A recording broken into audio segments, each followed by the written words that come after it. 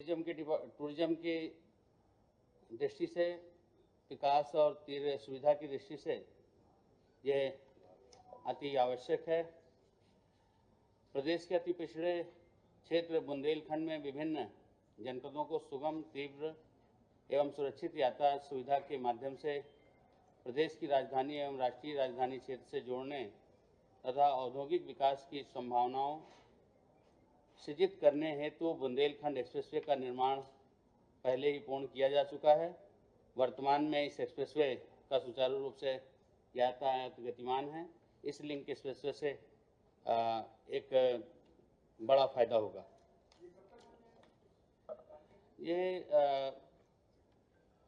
आज अनुमोदन हो गया है। यथाशीघ्र ईपीसी पद्धति से निविदा के माध्यम से बनाया जाएगा, जो हम लोगों का टारगेट है 548 दिवस में इसको बनाने का।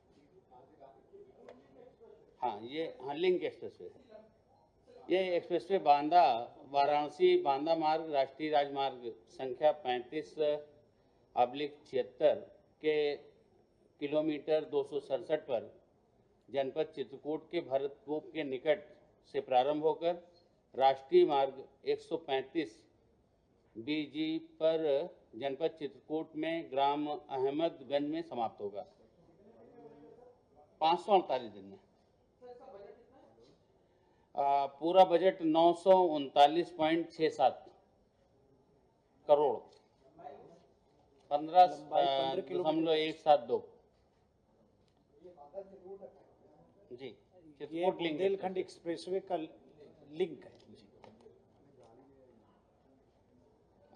Link expressway. इसी तरह से स्वामी विवेकानंद युवा सशक्तिकरण योजना के अंतर्गत निःशुल्क स्मार्टफोन और टैबलेट वितरण के स्थान पर योजना अंतर्गत केवल टैबलेट वितरण किए जाने के संबंध में 24/1/25 की बैठक में 25 लाख स्मार्टफोन के स्थान पर सिर्फ टैबलेट वितरण किए जाने का निर्णय लिया गया है। वर्तमान में बजट में 2000 करोड़ रुपए के प्राविधानित है बजट, और बहुत सारे जनप्रतिनिधियों ने इसमें लिख करके दिया था। इसलिए अब हम स्मार्टफोन की जगह टैबलेट वितरित करने जा रहे हैं। प्रस्ताव पर अनुमोदन आज हो गया है। टैबलेट की बड़ी स्क्रीन, बेहतर बैटरी क्षमता, प्रोडक्टिविटी ऐप्स जैसे Word, Excel, PowerPoint, Google sheets आदि के बेहतर उपयोग से मल्टीटास्किंग शैक्षिक कार्यों में बजट तो हर साल का है, 2000 करोड़ का है बजट।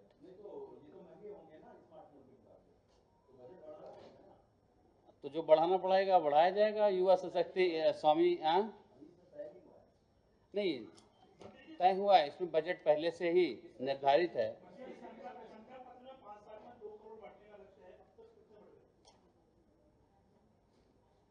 अब पूरा संख्या तुरंत देख के तो नहीं बता सकते, लेकिन देख करके बता देंगे। 60 लाख लोगों को इससे आच्छादित किया गया है।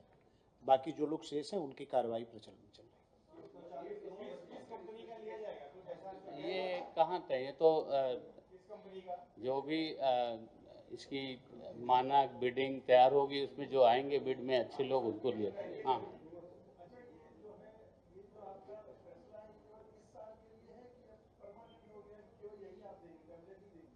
जो आधुनिकीकरण सशक्तिकरण के लिए जो लेटेस्ट चीज़ें आती हैं, उन चीज़ों को सम्मिलित करते हुए ये योजना में जो भी एडवांस वर्जन है वो लेकर।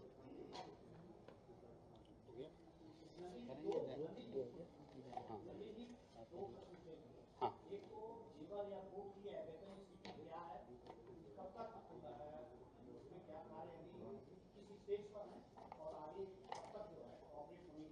अरे तो ये कैबिनेट की बैठक में ब्रीफिंग चल रही, कहाँ जेवर एयरपोर्ट ले जाने अलग से बता देंगे।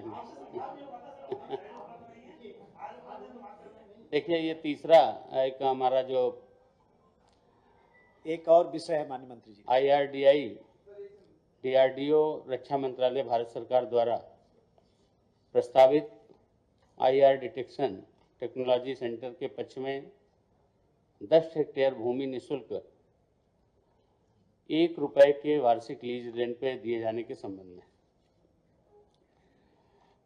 DRDO देहरादून की संख्या IRDE यंत्र अनुसंधान एवं विकास संस्थान IR डिटेक्टेड का निर्माण के लिए स्वदेशी 5 लाइन सेमीकंडक्टर IR का निर्माण प्रस्तावित है। लखनऊ नोड में स्वदेशी रक्षा उद्योग को बढ़ावा देने को इसमें बल मिलेगा। लखनऊ रोड पे पूरा 10 हेक्टेयर भूमि है, लीज रेंट पर दिए जाने के लिए IRD भारत सरकार को, DRDO को।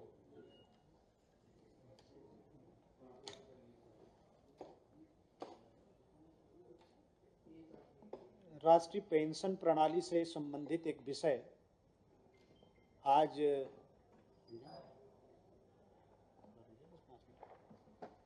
माननीय मंत्रिमंडल के समक्ष विषय लाया गया है, जिसमें मैं विस्तार से आप सबको अवगत कराना चाहता हूं। राष्ट्रीय पेंशन प्रणाली से आच्छादित राज्य सरकार के ऐसे सरकारी सेवक जिनका चयन ऐसे पद आबलिक रिक्तियों के सापेक्ष हुआ हो जिसका विज्ञापन प्रदेश में नई परिभाषित अंशदान पेंशन योजना राष्ट्रीय पेंशन प्रणाली लागू किए जाने संबंधित राज्य सरकार की अधिसूचना दिनांक 28 मार्च 2005 के पूर्व हो चुका था को राष्ट्रीय पेंशन प्रणाली के स्थान पर पुरानी पेंशन योजना से आच्छादित किए जाने के संबंध में निर्धारित कट ऑफ स्थितियों का विस्तारण। बहुत से लोग आच्छादित हो गए थे, कुछ लोग छूट गए थे, तो सरकार उनको एक मौका और दे रही है, एक अवसर और दे रही है। वो इस व्यवस्था से जुड़ना चाहते हैं तो उनके लिए एक तारीख निर्धारित की गई है, वो चाहें तो अभी जुड़ सकते हैं। पुरानी पेंशन से 2000 के आसपास शेष रह गए हैं लोग। अब ये तो वो जाने, हम सरकार प्रयास करना चाहती है। कट ऑफ डेट है 30/11/2025, 30/11/2025।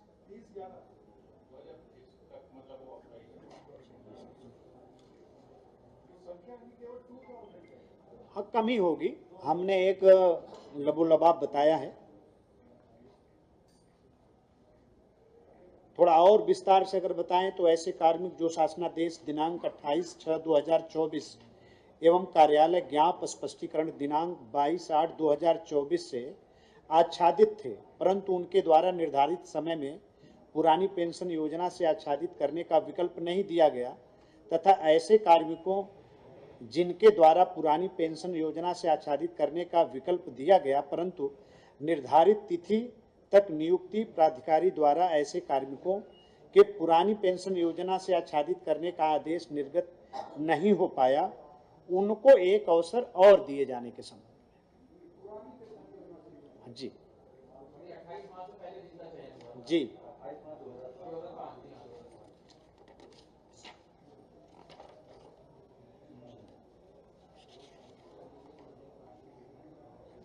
अगला विषय है उत्तर प्रदेश राज्य में महिला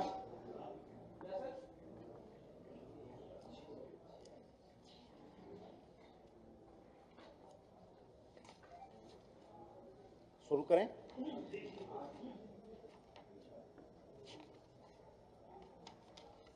उत्तर प्रदेश राज्य में महिलाओं के पक्ष में निष्पादित विलेखों पर प्रभार स्टाम्प शुल्क में छूट निर्धारित किए जाने के संबंध में भारतीय स्टाम्प अधिनियम 1899 संगठित संविधान के अनुसूचित 7 की द्वितीय सूची की प्रविष्टि 63 तथा तृतीय सूची 44 के अंतर्गत राज्य विधानमंडल को अपने क्षेत्र के विलेखों के लिए स्टाम्प शुल्क की दरों के निर्धारण का अधिकार प्राप्त है।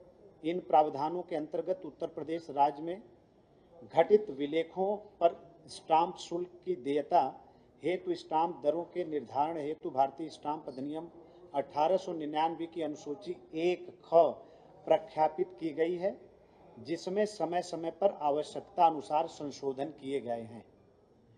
तो इसके अंतर्गत जो महिलाओं के नाम पर रजिस्ट्री होती है, सरकार उसमें छूट देने का सरकार ने फैसला किया है और वही विषय आज माननीय मंत्रिमंडल के समक्ष आया, जो मैं आपके समक्ष इसको रख रहा हूँ।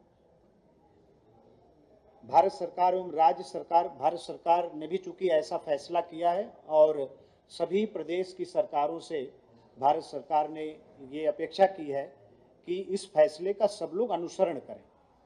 उसी क्रम में ये आज का विषय आज मंत्रिमंडल के सामने स्टाम्प एवं पंजीयन विभाग लेकर आया है।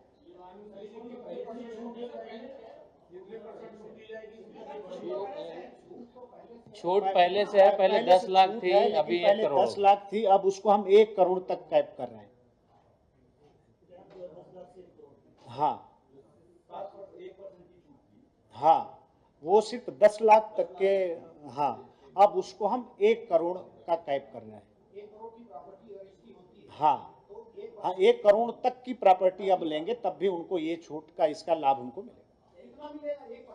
हाँ, जो पहले से है नहीं, अभी 1 करोड़ तक ही कैप।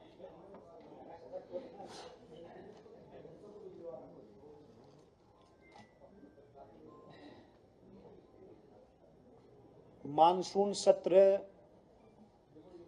11 अगस्त से चलाने का फैसला मंत्रिमंडल ने आज किया है। तो 11 अगस्त से उत्तर प्रदेश के दोनों सदनों का मानसून सत्र प्रारंभ होगा। 11 अगस्त से जब तक चलाया जाएगा।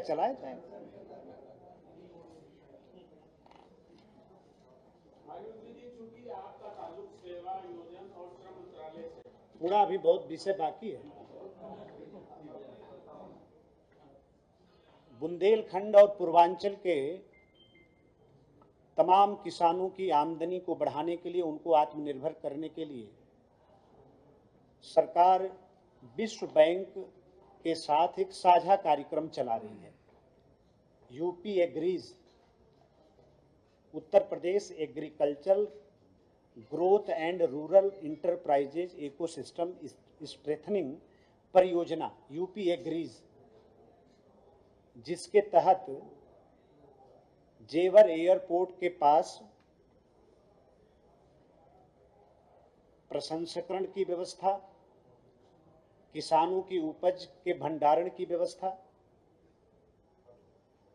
और फिर उनको निर्यात करने की व्यवस्था के दृष्टि से वहां एक हब की स्थापना हम लोग करने जा रहे हैं, सरकार करने जा रही है, जिससे हमारे किसानों की उपज दुनिया में पहुंचाई जाए, किसानों की आमदनी बढ़े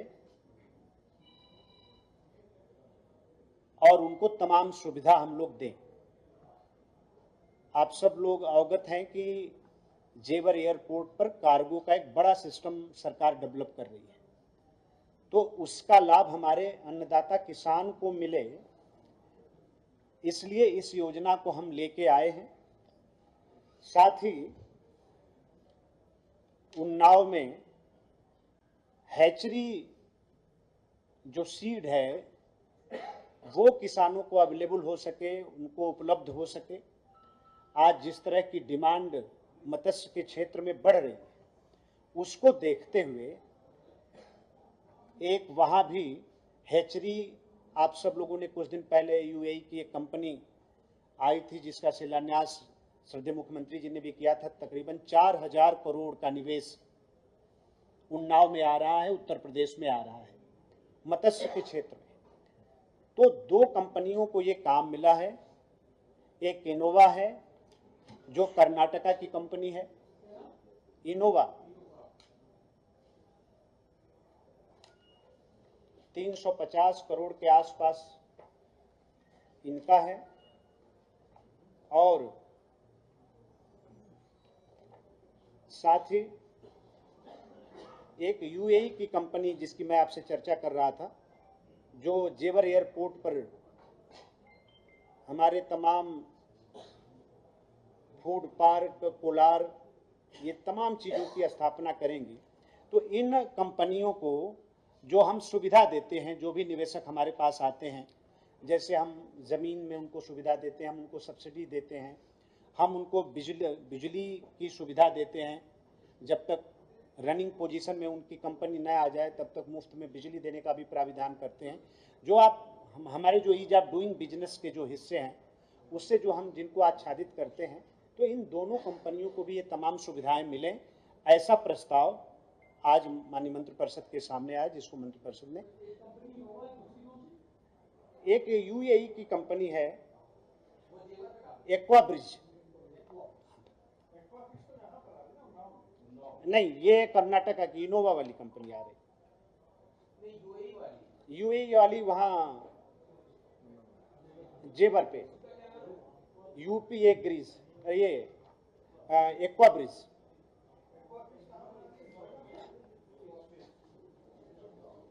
तो इन तमाम सुविधाओं को देने का प्राविधान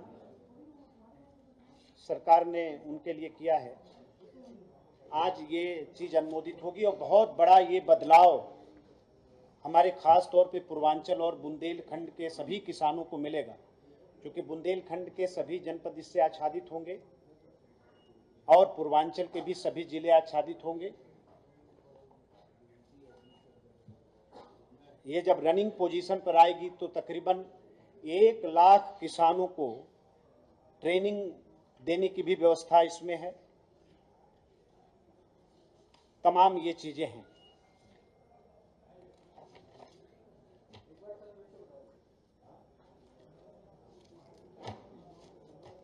यूपी एग्रीज योजना जो विश्व बैंक और उत्तर प्रदेश सरकार का मिला जुला उपक्रम है,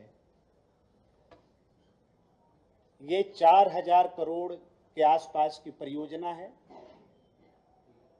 इसके तहत जेवर एयरपोर्ट पर किसानों के उत्पाद का भंडारण, उसके प्रोसेसिंग और वहां से दुनिया में भेजने का उनके उपज के लिए एक हब की स्थापना सरकार करने जा रही है। और दूसरा, मत्स्य के क्षेत्र में उन्नाव के अंदर जी हैचरी